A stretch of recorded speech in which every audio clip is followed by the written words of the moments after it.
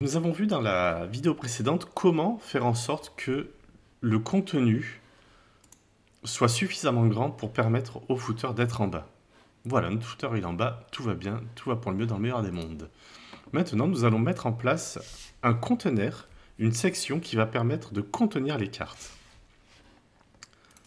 Alors, nous allons enlever contenu dans notre HTML et mettre une balise section. Et à l'intérieur, nous allons faire des divs avec la classe card. Donc je fais div card, si j'en veux 5, je fais div card fois 5, et j'ai 5 cards avec les classes div qui apparaissent. Alors pour l'instant, elles n'apparaissent pas sur l'écran évidemment, parce qu'on n'a rien fait, tout simplement. Donc on va prendre card et on va aller dans notre style de notre fichier CSS. Alors si je fais un point card, je laisse un peu de place parce que il va falloir qu'on s'occupe également juste après de la section. J'aime bien les faire dans l'ordre, on va dire, dans l'ordre de l'arborescence. Donc la section étant au-dessus de card, on va mettre section ici, on la remplira après. Et card, on s'en occupe de ce pas. Donc on va dire que chaque card va faire une width de 300, par exemple, une height de 400. Alors je sais pas ce que ça va donner parce que j'ai zoomé un petit peu l'écran pour que vous voyez mieux. Et on va lui donner une border de 1 px solid white. Et on va mettre un BG hashtag 666. Voilà, donc là nous avons nos cards. Super, on est content, tout va bien, les cartes sont là.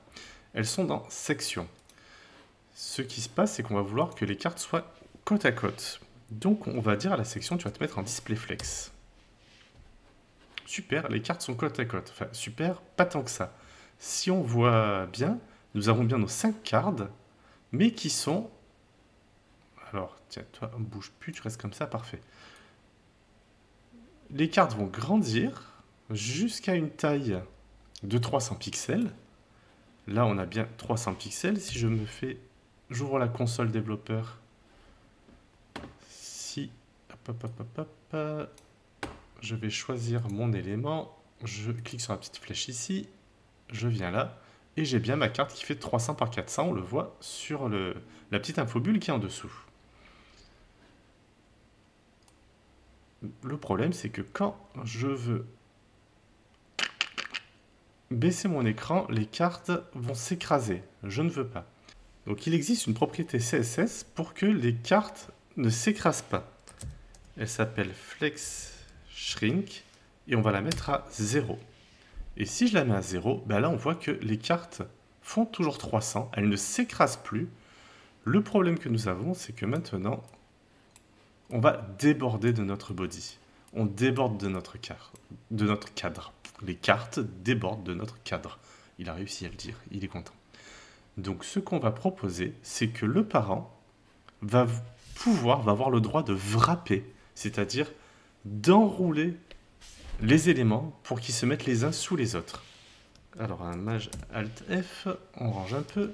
Donc le parent de nos cards, c'est bien section, et on va lui dire tu peux faire un flex wrap, donc FW, flex wrap, wrap.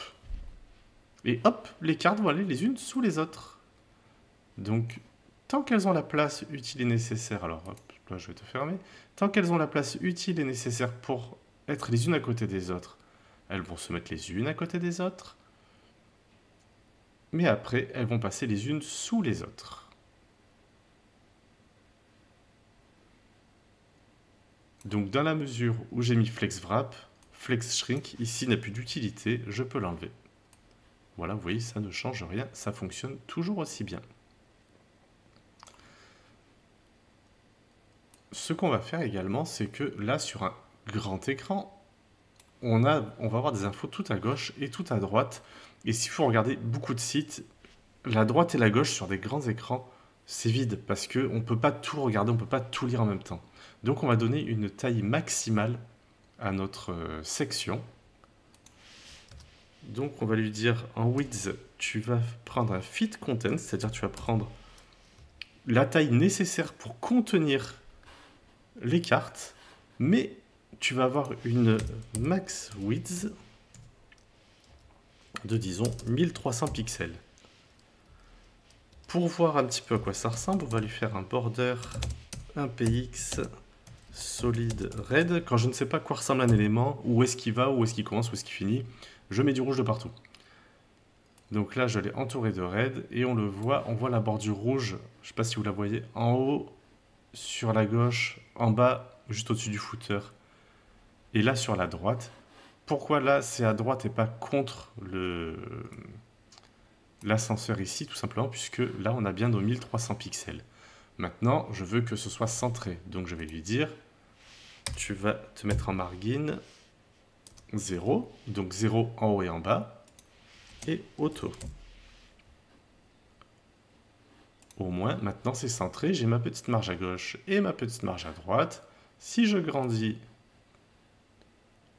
j'ai des marges plus grandes, tout simplement parce que ma section fait toujours 1300 pixels, et si je réduis, je vais prendre tout l'écran, et je vais avoir mes éléments qui vont toujours wrapper. Donc on va lui dire quand même de mettre en haut et en bas à la place de 0, on va pouvoir mettre 20 px par exemple. Au moins on est décollé du haut, et on a un peu de place avant le footer tout en bas. Donc notre section est display flex, elle est flex wrap, les éléments vont les uns sous les autres.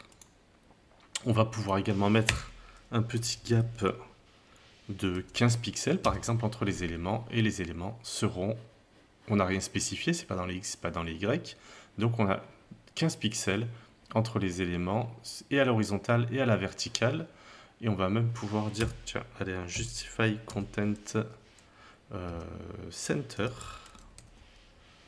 Au moins mes éléments sont centrés. Hop, hop, hop, on est toujours centré quoi qu'il arrive.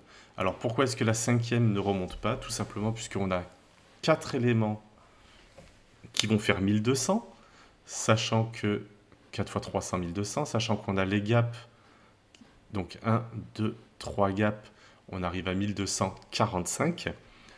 Les 300 ne rentrent pas pour être sur la même ligne. Pour ça, il faudrait agrandir la section si vous jugez ça nécessaire. Voilà, on a mis en place une logique pour nos cartes. Alors nos cartes, on ne va pas les laisser comme ça. C'est pas tout à fait ce qu'on voulait. Donc maintenant, on va s'occuper de styliser et de faire quelque chose de plus sympa avec nos cartes.